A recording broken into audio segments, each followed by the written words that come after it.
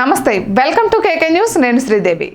తెలంగాణ ముఖ్యమంత్రి రేవంత్ రెడ్డికి ఆంధ్రప్రదేశ్ ముఖ్యమంత్రి నారా చంద్రబాబు నాయుడు రాసిన అధికారిక లేఖ ఇప్పుడు రెండు రాష్ట్రాల రాజకీయాల్లో మాత్రమే కాదు, దేశవ్యాప్తంగా సంచలనం సృష్టించింది.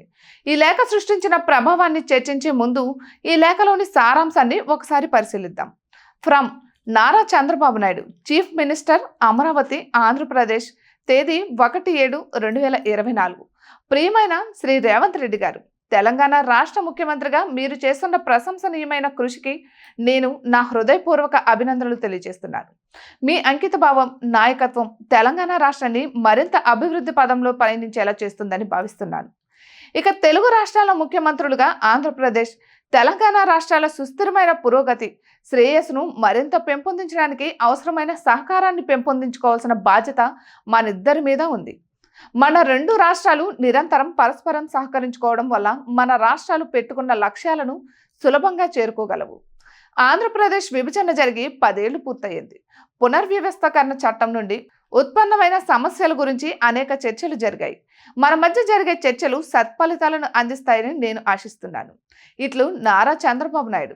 రేవంత్ రెడ్డికి చంద్రబాబు నాయుడు రాసిన ఈ లేఖ ఇటు ఆంధ్రప్రదేశ్ రాష్ట్రంలో, అటు తెలంగాణ రాష్ట్రంలో విస్తృత చర్చకు కారణమైంది.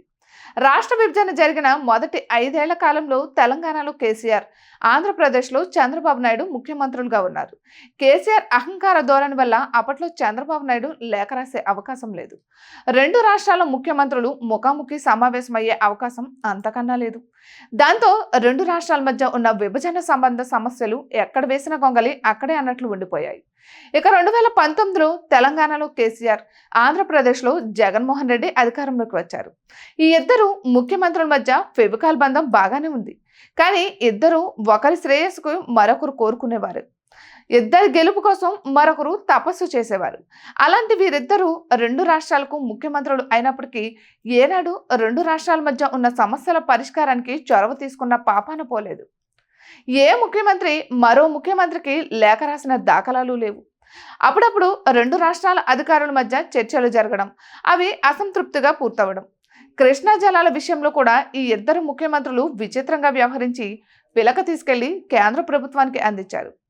కేసీఆర్, జగన్మోహన్ రెడ్డి రెండు రాష్ట్రాల మధ్య సమస్య ఉన్న సమస్యల పరిష్కారం విషయంలో వ్యవహరించిన నిర్లక్ష్య ధోరణి గురించి చెప్పాలంటే పెద్ద గ్రంథం తయారవుతోంది. కాబట్టి ఆ గతాన్ని ఇక్కడితో కట్టిపెట్టి వర్తమానంలోకి వద్దాం.